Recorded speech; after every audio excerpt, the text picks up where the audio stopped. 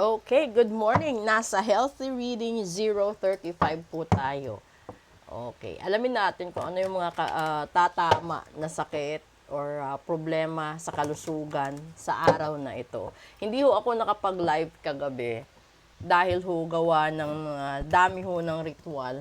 No? Ang dami ho ng walk-in na nagpapa-reading maliban pa po sa online at saka sa home service.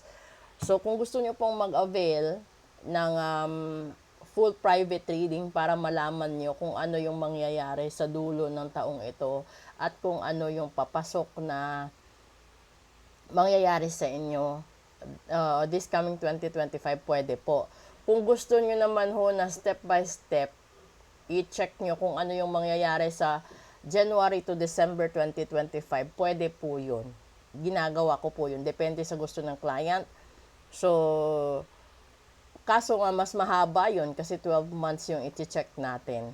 By month yon. So magtanong na lang po kayo, mag-PM lang po kayo kung gusto niyo mag-avail. Sa ngayon, healthy reading muna tayo. Water sign. Lahat kayo ngayon naghahanap ng solusyon sa mga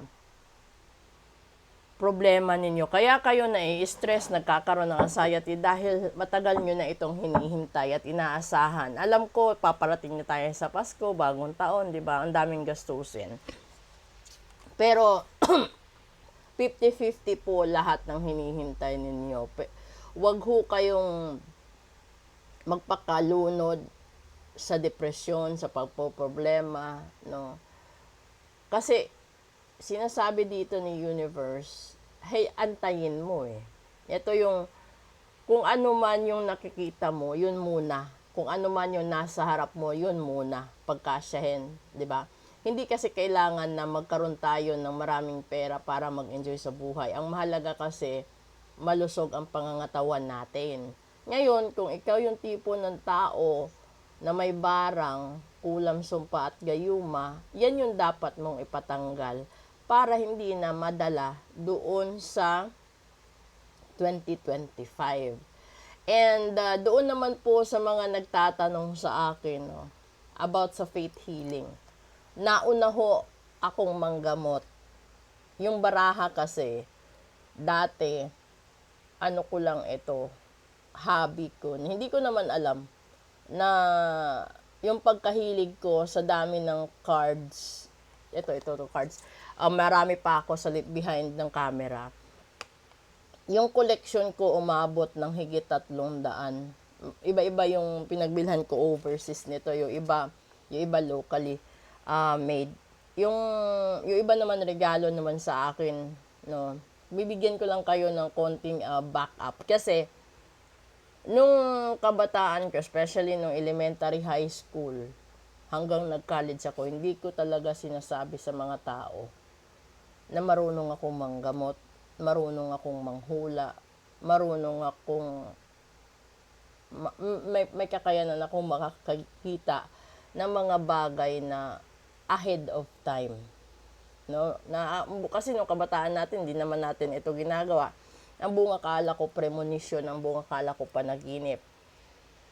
Habang papalaki ng papalaki yun, pasikreto ko na ginagamit yung kakayanan ko para sa mga tao. Pero, ito yung doon, yung deal. Kasi yung lolo ko, tsaka yung great-grandfather ko, tsaka yung father ko is manggagamot itself. So, tinanong ko yung lolo ko kasi kapag marami akong tinutulungan noon, nagkakasakit ako. Kasi gusto ko talaga literal tumulong sa tao. Doon tinanong ko lolo ko, bakit ako nagkakasakit? Hanggang sa dumating ako sa college na, doon niya in-explain sa akin na hindi po pwede na manggamot ako ng manggamot na ako yung gagastos ng kandila, ng crystal, ng spices. Kasi, obligasyon yun ng taong ginagamot mo. Ngayon, yung punto pa doon, na i-exhaust yung energy, yung power, para doon. So ngayon, yung gagawin daw, sabi ng lolo ko, tapusin ko yung tahas ko noon. So, sa lahat-lahat ng tao na nakakaintindi ng salitang tahas. Ito'y isang paraan ng manggagamot para siyang parang board exam, no? Na kailangan mong maipasa, kailangan mong maitawid yung tahas mo para maging legit ka na manggagamot, para maging legit ka na manghuhula, para maging legit ka na isang literal or sa paano ba dito. Basta ganun, legit. Basta ganun. So, para magkaroon kayo ng idea, maraming tao sa social media marunong magbasa ng baraha. Pero hindi lahat ng tao marunong manggamot.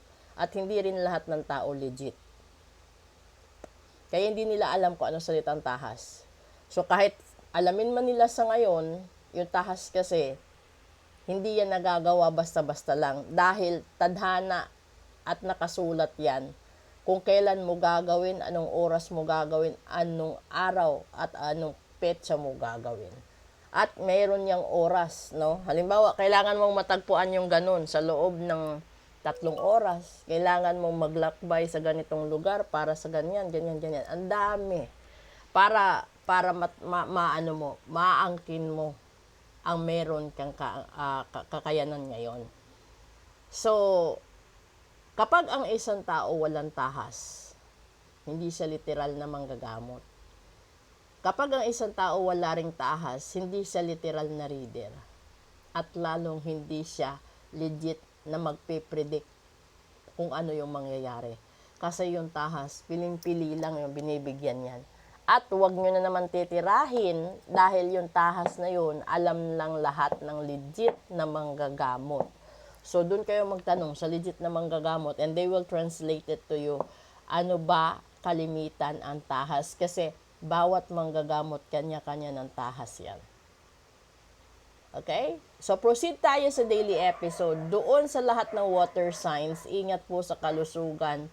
Kasi yung iniindan nyo ngayon is maraming sakripisyo, maraming problema, at yung mga disagreements, ito po yun. Okay? So, proceed tayo sa daily episode natin. Maraming salamat po sa sumusuporta. Sa gustong mag-book ng full private reading, message na po kayo at sa magpaparitual po. Thank you!